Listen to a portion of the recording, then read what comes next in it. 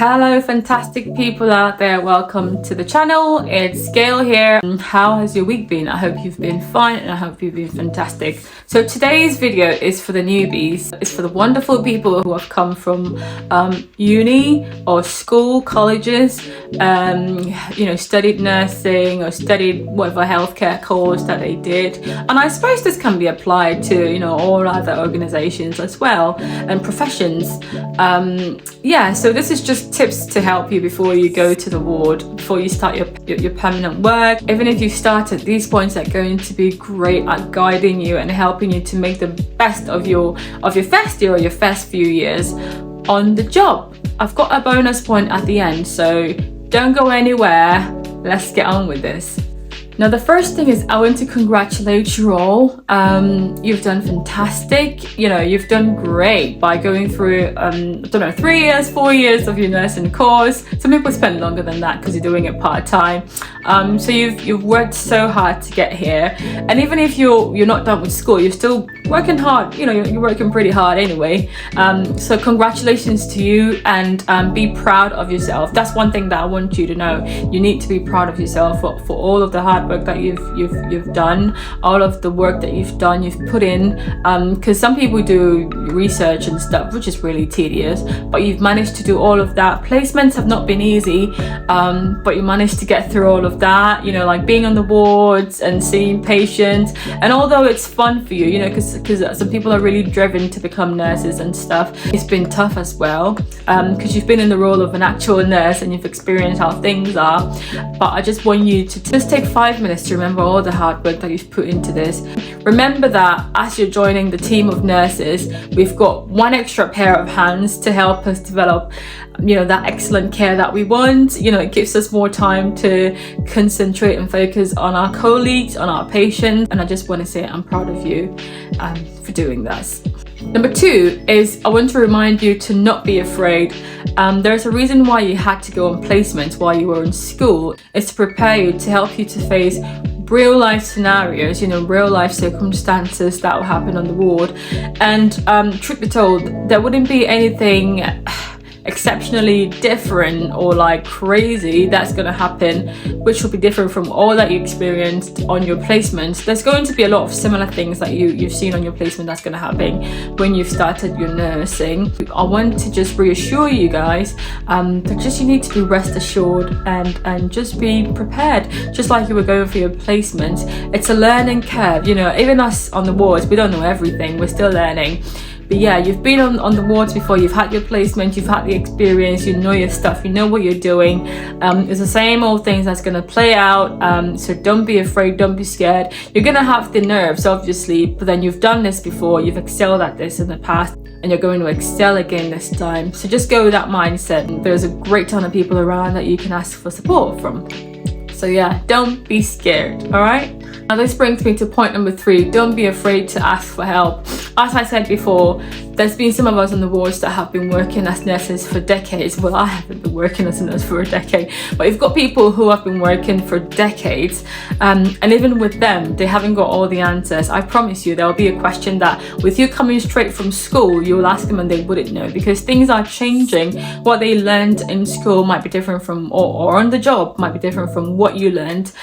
So you asking them, you find out there's a lot of things that even that people who have been on the wards are not aware of. So we know that you're new. Everybody on the ward is going to know you've just come out of uni, and you're new and you're trying to adapt, and you've got a ton of questions even though you've been on placement. So we're ready for your questions. Your staff on the wards or your superiors and your colleagues who have been there for a while, they're ready for your questions and they're ready to help you.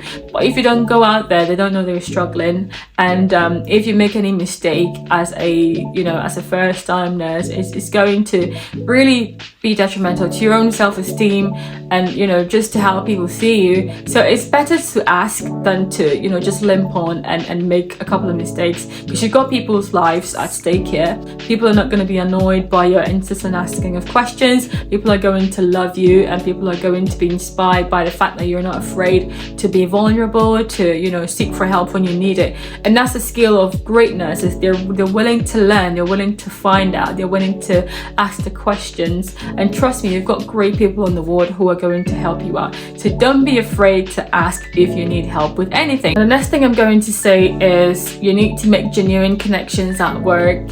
So you've got, when you go onto the ward, you're going to find the culture, and with your fresh pair of eyes, you're going to see things differently from the way the people in there see them. So if there's a culture of like backbiting, gossiping, you know, really toxic and negative culture going on your department or on your ward, you're going to see it because you're coming in as a fresh pair of eyes.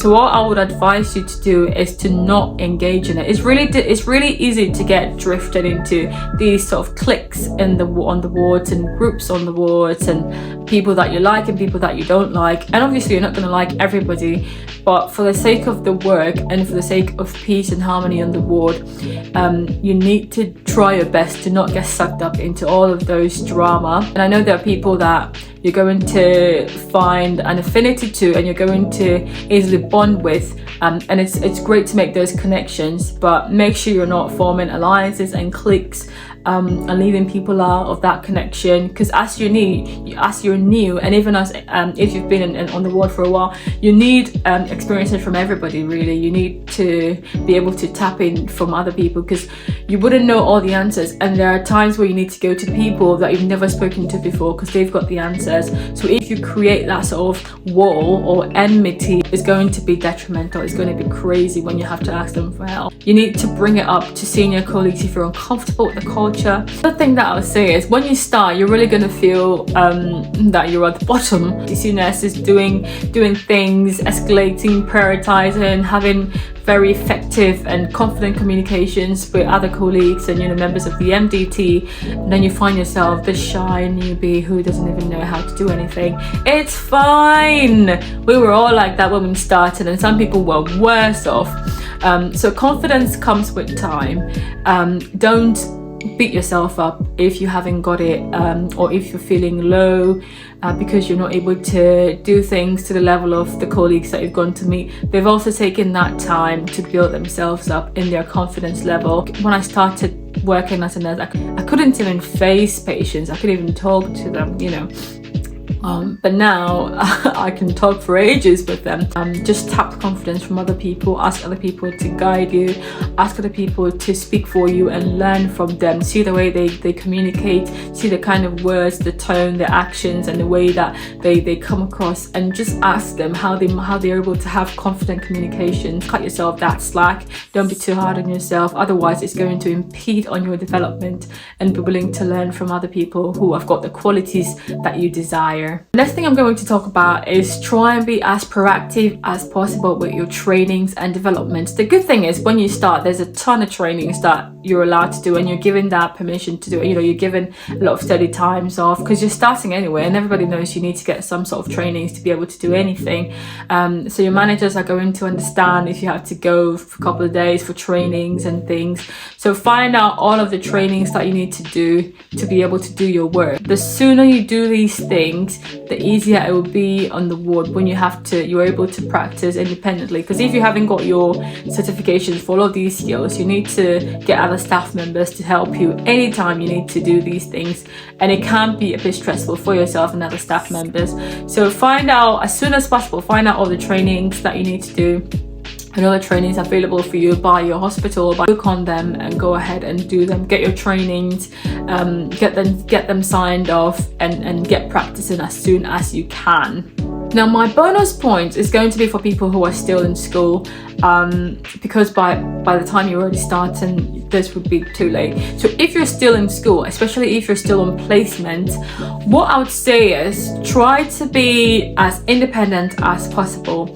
So what you find is, when you've got that tag as a student, all people just rely on it and use it as a shield to keep them from actually pursuing and doing things by themselves. And obviously the people that you're shadowing, or the people who are your preceptors, they're going to step in if they feel you're struggling. But try and be as confident and independent as you can with the things that you're doing on the wards. Obviously, with some procedures, you're going to need a member of staff to be there, but with just generally caring for people, try and build yourself, try and step up, and let people be confident in giving you that space to be independent and to run your own bay, I would say, or to look after your own patients in your own way. So try and do as much as you can independently, obviously with supervision, but independently before you finish, because that gives you an extra boost in your confidence and in your skills. So that'll be my bonus point for you today.